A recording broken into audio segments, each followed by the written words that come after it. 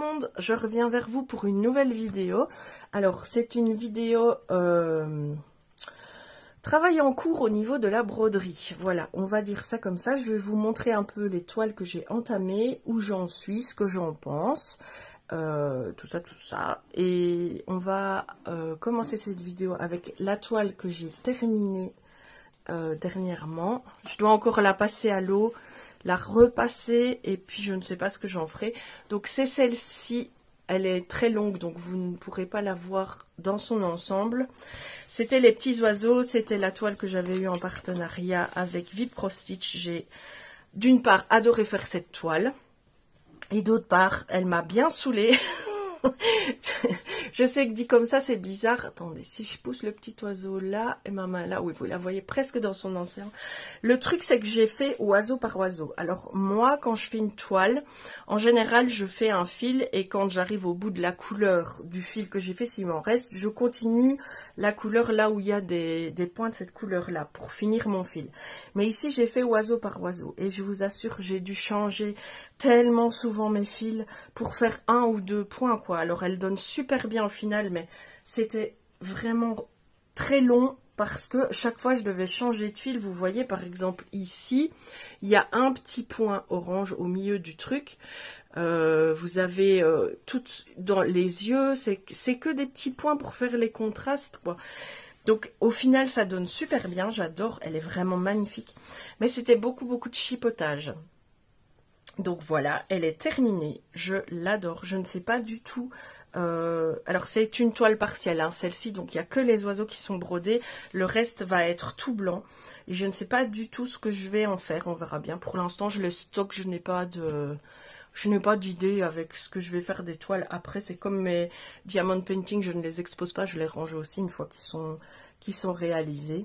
Mais voilà donc pour cette toile. Et alors les fils, comment vous dire, voilà tout ce qui me reste comme fil par rapport à cette toile.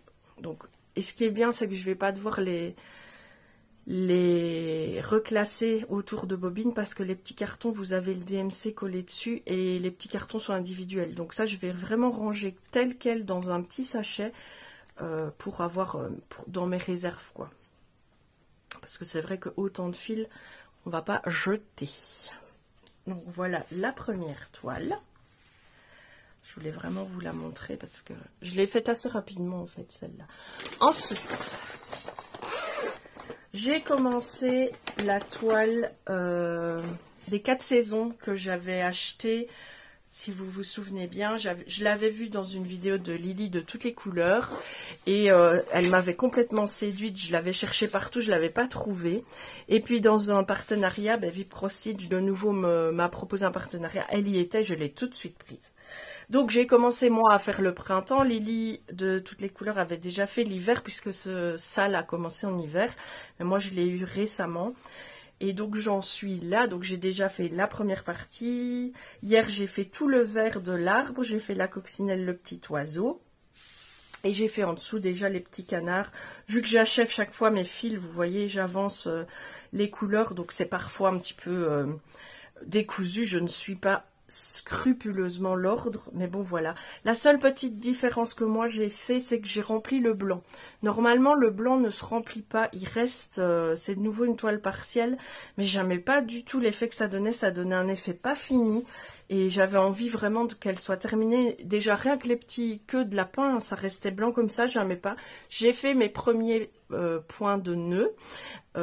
Évidemment je les ai fait à la one again, hein, comme vous me connaissez, j'ai appliqué le tuto, mais je l'ai un petit peu réinventé parce qu'il y avait 4 croix, donc je devais faire un gros point pour faire ce pompon, et je remplis petit à petit le blanc. Je trouve ça beaucoup plus joli, et d'ailleurs les œufs, je pense les faire dans une couleur chair très claire plutôt que le blanc, pour donner un petit peu de volume au nid. Et voilà, et quand j'aurai fini le printemps, je ferai... non, je ne ferai pas l'hiver, en fait, pour rattraper mon retard. Je vais la faire printemps, été, automne, hiver, et je la terminerai fin d'année. Donc voilà. Elle est très plaisante à faire, mais elle est hyper rêche. Donc là, elle commence doucement à s'assouplir. Mais comme elle est très rêche, des fois, franchement, ça m'irrite carrément la peau, le fait de frotter ma main en la faisant. Je ne sais pas si vous comprenez ce que je veux dire, mais ensuite j'ai commencé à faire mes marque-pages. Je vous avais dit, hein, j'en avais acheté plusieurs des séries de marque-pages. J'ai commencé à faire celui-ci. Alors, grâce à une vidéo de Isa et ses passions, j'ai pu comprendre comment les terminer parce que je veux les offrir et je ne savais pas très bien comment cacher l'arrière. En mettant du tissu ou en thermocollant quelque chose. Franchement, j'étais un peu coincée, mais en fait, il suffit de faire comme ça. Et puis de les coudre entre eux et ça fait un double marque-page. Voilà, j'avais pas tilté. Il y en a chaque fois 6 dans les kits, donc c'est parfait. Il me reste le petit bout ici à terminer. Ça sera fait, à mon avis, fin de journée. Et j'aurais déjà fait le loup qui hurle à la pleine lune. Je le trouve très beau, en fait. C'est très joli. Ça détend tout autant que l'étoile, en fait. Donc ça, c'est le petit truc. Oui, j'ai décidé de faire toutes mes toiles en même temps. Ensuite, pour mes deux petites filles, je vous les avais montrées aussi dans un unboxing. Donc, entre-temps, je les ai préparées. Comme elles ne sont pas surfilées, j'ai mis du tape de masquage autour de la toile pour éviter d'avoir trop de fils. Et hop, celle-ci, j'ai commencé à faire les points ici en bas. Elle est super facile parce que vous voyez, c'est que des grandes zones. Et franchement, elle est super facile. Elle avance, enfin ouais, elle est facile. Et celle-là, je la fais sur un métier en bois que que mon mari m'a offert.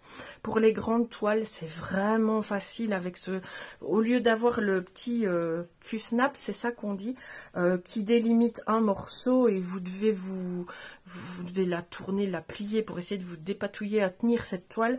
Mais toute la toile est tendue et vous pouvez tourner le métier pour arrêter vos fils, pour démarrer vos fils et après ça va tout seul, quoi. Franchement, je dois juste bien caler mon dos pour pas me faire mal au dos quand je la fais. Mais c'est topissime de travailler sur ce métier en bois. C'est un très bon investissement. Alors ça c'est pour une des deux petites filles, mais je ne sais plus laquelle est pour qui. Et par contre ici on est de nouveau dans une toile confetti. Elles sont fort grandes. Et là j'ai pas fait grand chose. J'ai fait juste les points ici en dessous. Vous voyez, j'ai fait un fil en fait. Parce que de nouveau on est dans une toile. Ici c'est les feuilles. Hein, elle est entourée de feuilles d'automne. Et ouais, c'est très morcelé. Donc celle-là elle avancera moins vite. Mais elle avancera quand même. Hop. Et la dernière que j'avais préparée, je ne l'ai pas encore attaquée. Mais ça ne saurait tarder dès que j'ai fini le printemps. Hop.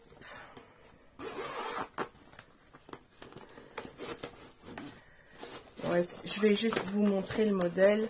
Donc c'est celle-ci que j'avais également reçue en partenariat. Mais je ne l'ai pas encore attaquée, celle-ci. Mais j'ai hâte, j'ai trop hâte. À mon avis, je ne vais pas tarder à l'attaquer parce que j'ai vraiment hâte. Et alors celle-ci, le fond est rempli. J'ai du blanc, je vous l'avais montré. Je vais m'amuser. J'aurais intérêt à avoir toujours les mains très propres. J'ai du blanc à ne plus savoir quoi en faire. Pour faire tout le fond de la toile. Hop là. Et alors, j'en ai encore une dernière que j'ai abandonnée. Et que je reprendrai cet hiver. Est-ce que je vais la trouver facilement? Oui, la voilà.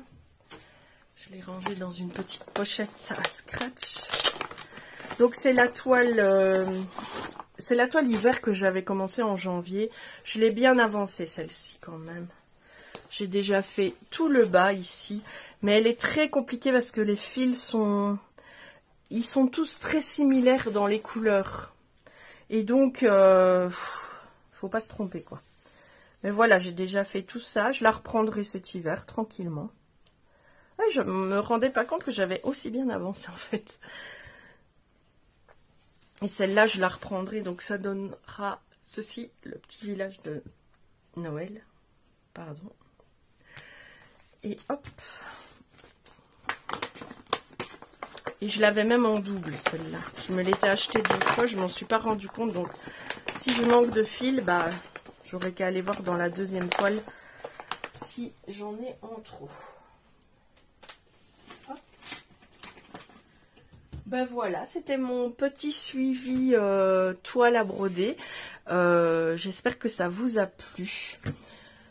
Je vous fais plein de bisous et je vous dis comme d'habitude, faites ce que vous avez envie de faire dans la vie et faites-le avec plaisir. Je vous embrasse.